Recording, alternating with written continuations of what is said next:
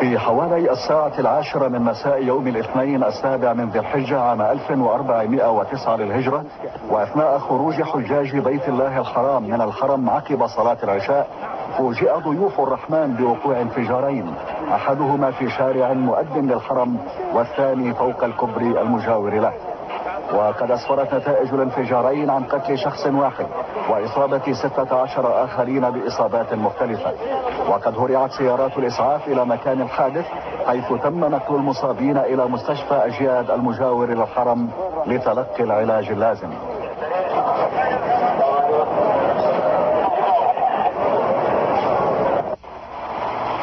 وقد أعلنت حالة الطوارئ بمستشفى أجياد، وفتحت غرف العمليات الجراحية والعناية المركزة، وسارع الأطباء لعلاج المصابين الذين تعددت إصاباتهم. حروق شديدة من الدرجات الأولى والثانية وصل بعضها إلى الدرجة الثالثة، استرواح هوائي وتجمع دموي في الصدر، انفجار في قبلة الأذن، جروح متهتكة ونزيف داخلي، تمزق أوتار عضلات خلف الركبة، تمزق أعصاب الساق، وشلل في القدم والساق.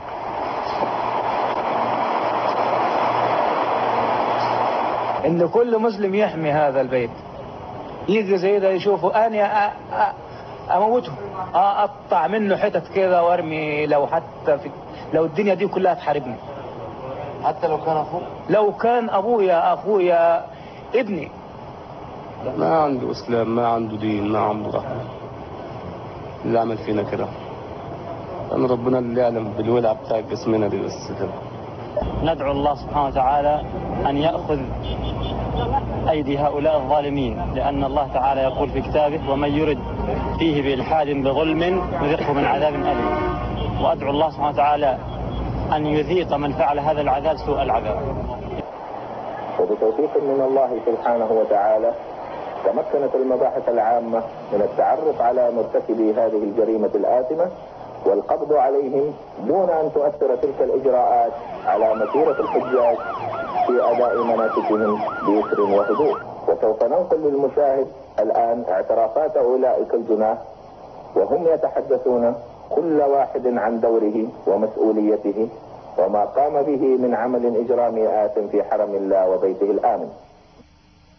أقسم بالله العظيم أن أقول الحق وليس غير الحق. أنا منصور حسن عبد الله المحمي، كويت الجنسية من أصل الكويت، وعمري 32 سنة، وديانتي شيعي، وعملي معلم في المرحلة الابتدائية في مدرسة ابن حجر العسقلاني في منطقة الرقة، وسكني هو منطقة الرميثية، قطع 3 شارع 30 منزل 10. دوري في العملية هو دور المشرف العام، وبدأت الفكرة في الكويت عندما استدعاني محمد باقر المهري رئيس الحزب في الكويت، وقال لي بأن لتحقيق رغبة المسؤولين في الحكومة الإيرانية طلب مني أن أقوم تكوين خلية للقيام بعملية تفجيرات في مكة، وقال لي بأن الهدف من هذه العملية هو لزعزعة الأمن في المملكة والإثباتها بأنها غير قادرة على إدارة شؤون الحج، وأيضا لإثارة الرعب بين الحجاج. وأيضا طلب مني محمد باقر المهري أن أقوم بالاتصال بشخصين إيرانيين اللي كانوا يدعون بأنهم يعملون في السفارة الإيرانية، وهما صادق علي رضا ومحمد رضا غلام، على أساس أن يقومون بتزويدنا بالمواد المتفجرة. وفي يوم 22/6/1989 ميلادي الموافق 19 ذي القعدة 1409 هجري، بعد صلاة الفجر ذهبنا إلى مقر السفارة الإيرانية أنا وعبد الوهاب بارون وعبد العزيز شمس لنستلم المواد المتفجرة من الباب الخلفي للسفارة، وفعلا استلمنا هذه المواد. وفي يوم 4 ذي الحجة ذهبنا أنا وعلي كاظم إلى المواقع لمسح المواقع وتحديدها، وهي حول الحرم المكي، وتحديد المواقع وللمجموعات المشاركة. طبعا قبل لا نخرج من مقر السكن قام عبد العزيز شمس بتفصيل النهائي، وطبعا أثناء الخروج من مقر الحملة إلى المواقع وأنا كنت أحمل الأكياس اللي فيها المواد، كانت 4 وضعتها في سيارة الهاب لوري وذهبنا إلى المواقع ووقفنا في الأماكن المحددة لنا اللي حددناها. ذهبت كل مجموعة إلى الموقع اللي حول الحرم لتنفيذ المهام اللي سوف يقومون بها. أقسم بالله العظيم أن أقول الحق وليس غير الحق.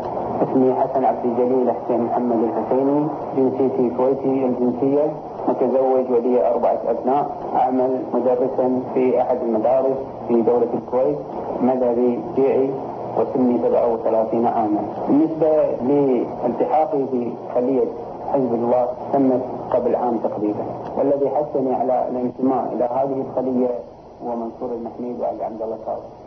أوضحوا لي بأهمية الالتحاق بهذه الخلية، وأنها هذه الخلية ستكون في خدمة الإسلام والمسلمين. أدي دوري في هذه الخلية أن أكون واعظا دينيا للشباب. كنا نجتمع في جمعية الثقافة الاجتماعية عن حزب الله ودور حزب الله في العالم ودور حزب الله في المجتمعات التي نعيشها، وأننا نقدم الخدمات سواء كانت اجتماعية أو غيرها سياسية أيضا، وأن لا نتأخر في خدمة هذا الحزب بأي شيء. فتحنا منصور المحميد لأنه ستقوم المجموعة بالتفجير في مكة المكرمة بخدمة طبعا حزب الله. اقتنعنا بهذا الأمر، ذهبت إلى منصور المحميد وأخذت العبوة منه، وذهبت إلى مكان مخصص لي ووضعت العبوة، ثم رجعت إلى الحملة بعد انتهائي من العملية. أقسم بالله العظيم أن أقول الحق ولا شيء غير الحق. اسمي عبد العزيز حسين علي محمد شمس، كويتي الجنسية، وعمري 20 سنة، وأعمل طالب في جامعة الكويت في كلية الهندسة قسم الهندسة الكهربائية، وأسكن في الرميسية قطعة 1 شارع الناصر المبارك منزل 94، وديانتي مسلم شيعي. كنت على معرفة بشخص كويتي يدعى عباس عبد الرسول المسوي، وهو مقيم الآن في إيران، حيث جندني قبل 2 تقريبا لصالح حزب السائرون على خط الإمام الخميني أو المتفرع من حزب الله. وعرفني بعد ذلك على شخصين الإيرانيين اللذين يعملان في السفارة الإيرانية بالكويت، وهما محمد رضا غنوم وصادق علي رضا. تعرفت عليهما، زادت علاقتي معهما، وجندت معهما في حزب السائرون على خط الإمام الخميني. قد كلفوني هذين الشخصين في عام 1988 بإدخال مواد متفجرة من نوع مادة TNT تهريبا إلى داخل المنطقة الشرقية في المملكة العربية السعودية.